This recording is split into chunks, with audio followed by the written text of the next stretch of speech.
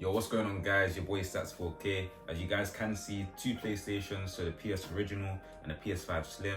So in today's video, I'm going to be going over mainly the hardware between the two, and then after I'm going to go over some key accessories that you guys should be using with your PS5. So let's go. And now before we even start this video, make sure you guys are liking this video for me and hitting that subscribe button. But now it's time to talk about these PlayStations. Okay, so the accessories I'm going to recommend to you guys, which you guys should get for your PlayStation, is going to be nearer to the end of the video. So that consists of your HDMI cable, a fast one that you guys should get, not the one that comes with it, your Ethernet cable, and like a booster Ethernet port. But starting with a PS5 Original. So if you guys haven't seen the PS5 already, I'll probably add like a little B-roll clip of the actual PS5 so you guys can see it closer. But starting off with the hardware, so engraved Sony logo right here, and also PS5 logo right here. So obviously moving on from the PS4 series, I think that a lot of people were happy with the white covers that we got, the new white finish. Now the white finish on the PS5 Original was like a matte finish, whereas on the Slim it's like a gloss finish, a much more smoother feeling towards it. So with the PS5 Original, we have a USB input on the top, which is on the front of the PlayStation, a Type-C input as well. We have the disc button, and then we have the power button on the bottom of the disc button. Now obviously my PS5 Original is the disc version, I didn't get the digital version, whereas my Slim is actually the digital version, so perfect comparison between the two. Now moving on to the back, so the first thing that you guys will be able to tell is this massive air vent. So the updated air vent system, especially from the PS4 where it was much smaller, so we have a bigger air vent system. Now we have a USB input on the back, another USB input on the back, so now that is 3 USB inputs in total on your PS5 Original. We also have an Ethernet cable, so Ethernet input right here, and we have 1 HDMI input. Now, that seems kind of strange to me. I can't remember if it was either 1 HDMI input or 2 on the PS4, but it's only 1 on the PS5. I have to check that over on the PS4. And now lastly, we also have the input for the power cable over here as well. Now with my stand attached to the bottom of the PS5, which is a screw-on stand. Now this stand actually does come in a box already with the PS5 Original, whereas on the Slim it doesn't. But with this stand over here, you can lay your PS5 down flat, or you can stand it up vertically. I've chosen to do it vertically. I don't really like the look of it when it's laying down flat. Now some people do lay their PS5 down flat. I have seen some people do that, but that's not for me. I prefer to have it standing up, and it is very balanced as well, so the stand is very firm, especially since it's a screw-on. You haven't got to worry about it becoming loose or slipping off, so that's all good. Okay, so now moving on to the PS5 Slim. Now beginning with the hardware. So on the front of the PlayStation, which is very interesting, we have 2 Type-Cs now. So we don't have a USB on the front of the PS5 Slim. They've decided to give us 2 Type-Cs.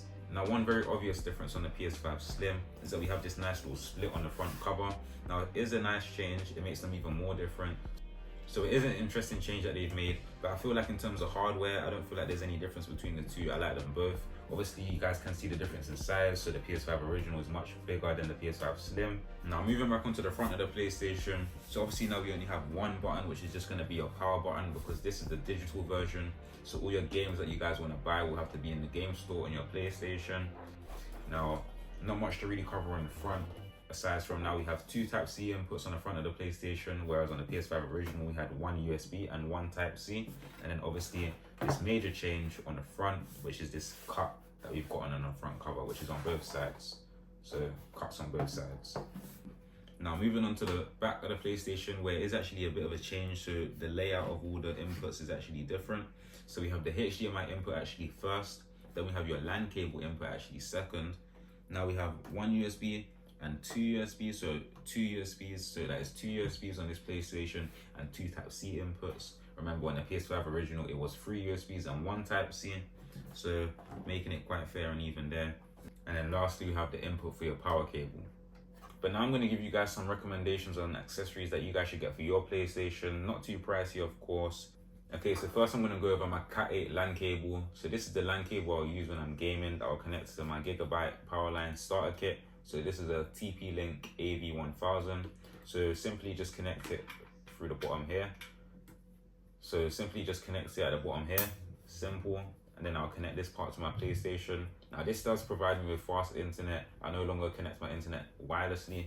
Now since I started using this, it's been great. Definitely recommend you guys get a LAN cable and a Powerline starter kit. Now you only get this if your internet box is far away from your PlayStation. So I obviously had to get this. It's a 2-pack. So one is near my internet box, and then this one is upstairs for my PlayStation, because it wouldn't be good to have your LAN cable running throughout your house. So if your internet box is far away from your PlayStation, you guys can just get a Powerline starter kit 2-pack, and and then one will be near your internet box, and then one will come upstairs to your PlayStation.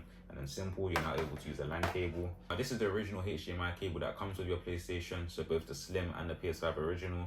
Now it is labeled as high speed, so when you first do get it, it does feel good, feels nice. I decided to upgrade to an external HDMI cable, so ultra high speed HDMI, high definition multimedia surface cable from Snow Kids. So I was using this, and it is about a 4K to 8K resolution on 60 Hz.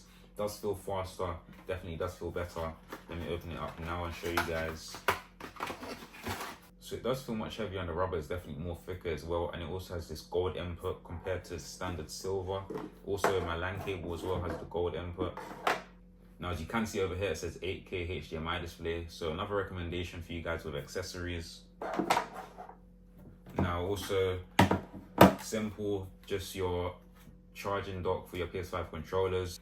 Now, if you don't want to use your wire, or you're not using your PS5 at the moment, you can simply just place your PS5 controllers on top of the charging dock, and then they're going to charge overnight or during the day whenever you guys want. So it simply just attaches like that, and then now they're going to be charging. So that is my other recommendation for you guys. And now this was just a box for my Gigabyte Powerline starter kit. So TP link, all the information where you can link it throughout your house, all the specs and power. So this was just a box for my Gigaline starter kit. And I hope you guys enjoyed this video. Hope you found it useful. Hope you guys learned something new. And as always, it's been your boy StackzTech. Don't forget to subscribe to the channel, like the video, share the video. But it's been your boy StackzTech. Peace.